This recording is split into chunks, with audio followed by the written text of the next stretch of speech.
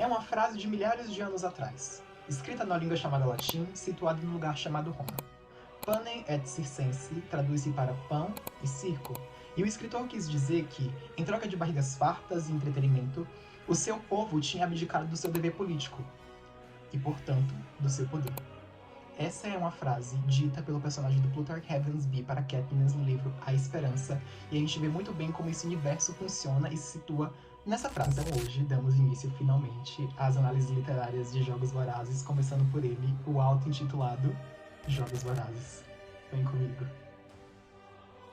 Antes de tudo, é muito importante dar um conceito básico de como a Suzanne Collins teve a ideia de criar Jogos Vorazes. Ela conta que ela estava assistindo televisão e um dos canais estava passando um reality show onde os participantes tinham que batalhar entre si para ganhar a competição, mas só que ela, ao trocar de canal, ela se depara com imagens e cortes da guerra do Iraque que estava acontecendo naquela época.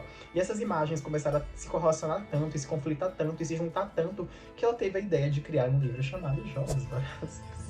O livro começa dando um contexto pra gente de que há 74 anos atrás houve uma grande guerra auto-intitulada de Os Dias Escuros, onde os 13 distritos de Panem se rebelou contra a capital e nisso eles acabaram perdendo. O 13º distrito foi totalmente obliterado, destruído, entre muitas aspas, e os outros distritos, os outros 12 distritos que sobraram, foram obrigados a todo ano enviar um tributo masculino e um tributo feminino numa cerimônia chamada A Colheita para o jogo que a gente vem a conhecer como Jogos Vorazes, onde cada tributo é forçado a batalhar entre si até sobrar um grande vitorioso para a capital.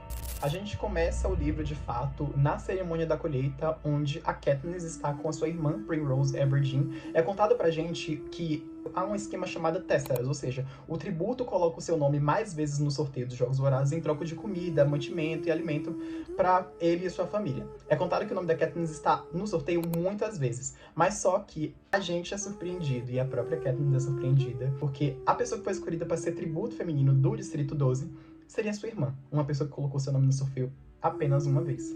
Ou seja, a Katniss se oferece como tributo no lugar da irmã, e a gente vê uma movimentação muito interessante no Distrito 12, onde todas as pessoas, ao verem a Katniss se voluntariando para ir no lugar da irmã, fazem um gesto que no Distrito 12 significa agradecimento e principalmente dar um adeus a alguém que foi embora, que é o símbolo de beijar os 3 dedos e levantar. Eu acho muito interessante isso. Eu acho muito interessante que a gente vê que cada distrito tem a sua cultura e o seu subcontexto como um local.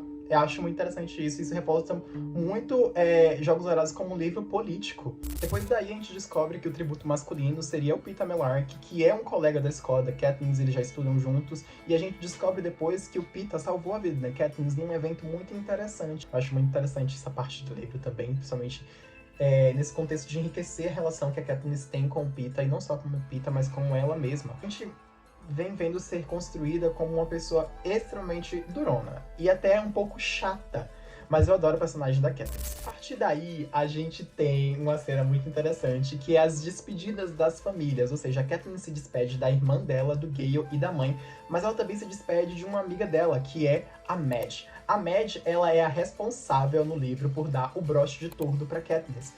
Esse broche está na família da Madge há muito tempo, por quê? Ele pertencia à tia da Madge, que foi para os Jogos Vorazes, que a gente vem a conhecer ela futuramente em outro vídeo, chamada Maisie Donner. Mas esse papo para outro vídeo, vocês vão ter que esperar um pouquinho, eu estou muito ansioso, para falar da Maisie, mas isso daqui é apenas Jogos Vorazes. E a partir daí, a Katniss conhece o Haymitch, conhece a Effie, que são 2 personagens muito importantes para a história da Katniss e do Peeta.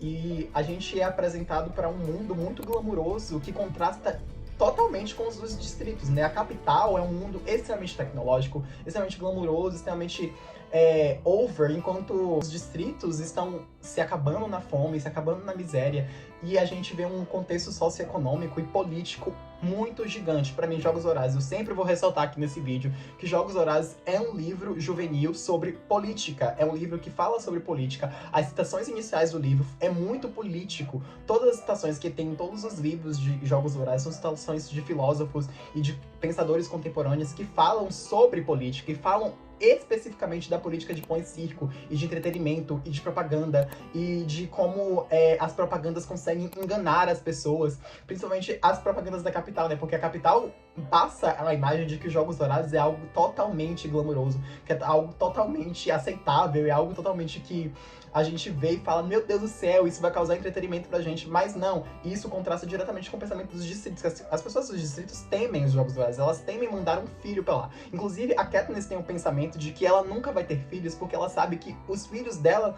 vão estar sujeitos a irem pros Jogos Vorazes em algum momento. Muito interessante esse contraste de pensamentos de pessoas dos distritos e pessoas da capital, principalmente quando a gente coloca a personagem da F em plano principal, porque ela é uma personagem até meio que ingênua em certas partes desse negócio, sabe?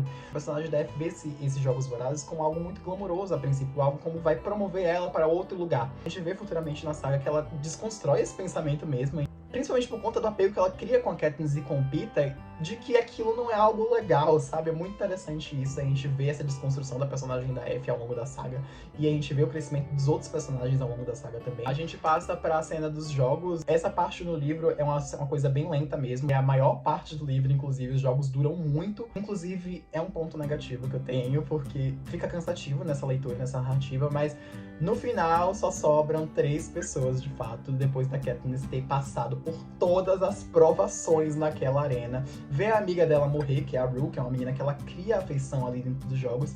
Ela é picada por vespas teleguiadas, ela atravessa fogo, ela batalha com um monte de gente. A Katniss chega nesse momento final, onde só sobra ela e o Peeta, e a gente vê uma construção de um romance meio falso, meio verdadeiro por parte de um e meio falso por parte do outro, entre muitas aspas, mas no final só sobram 3 tributos, que é a Katniss, o Peeta e o Cato, que é um personagem, um vilão chatíssimo, né, gente? Insuportável. Todos os carreiristas desses Jogos Vorazes são insuportáveis. Carreiristas, para quem não sabe, são pessoas que foram treinadas para participar dos Jogos Vorazes. Elas se voluntariam por conta própria.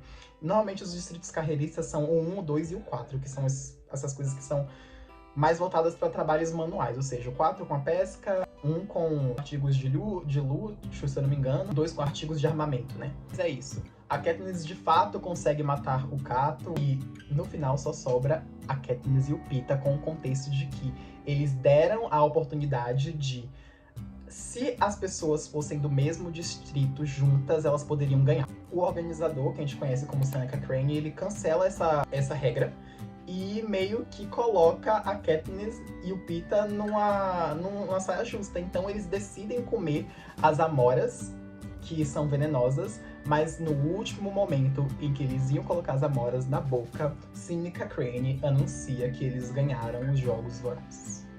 E assim termina Jogos Vorazes, com um gancho muito interessante para os outros livros. Tem muitas outras coisas que eu queria comentar aqui, mas antes de tudo eu queria reforçar que Jogos Vorazes é um livro que fala sobre política, fala sobre regimes ditatoriais, falam sobre opressão, fala sobre como a sociedade está forçada a se submeter a um regime que foi obrigado para elas por conta de pensamentos deturpados de outras pessoas. E a gente vê isso até hoje, né? Jogos Vorazes continua sendo um livro muito atual e é muito interessante que a gente está se encaminhando para um futuro meio Jogos Vorazes, né? É isso que me pega bastante, porque Jogos Vorazes tá falando sobre o nosso futuro. É interessante que a gente vê toda a política de pão e circo em Jogos Vorazes, ou seja, a população cedendo o seu dever político por conta de entretenimento e por conta de barrigas fartas e satisfação, e deixando os seus deveres como ser humano, como pessoa política de lado. É muito interessante a gente ver isso na saga inteira, e principalmente por conta do contraste de como isso não se aplica nos distritos. É muito interessante isso. No caso, isso não se aplica em todos os distritos, porque o Distrito 1 e o Distrito 2 são muito alienados desse conceito de Jogos Vorazes também. É importante também citar uma coisa que eu vou mencionar aqui agora, que a Katniss é baseada no mito do herói grego Teseu, ou seja, a gente vê a construção da Katniss de uma pessoa que era uma lutadora, de fato. Ela sempre foi uma pessoa muito guerreira por conta das dificuldades que ela passa ao longo da narrativa inteira, até ela virar esse símbolo da revolução nos outros livros, sabe? Uma pessoa que é uma guerreira que foi forçada a performar, a ser esse símbolo de revolução, esse símbolo de vitória e de principalmente esperança para o povo de Panem. Eu, Ashla Daniel, dei para Jogos Vorazes uma nota 3,5 de 5 no Scooby e no Goodreads. Ai, Ashla, mas por que essa nota? Porque pra mim, Jogos Vorazes é o livro mais fraco da franquia, justamente por não aprofundar tanto nos conceitos que vêm a ser aprofundados nos outros livros. Ou seja, é um livro muito introdutório.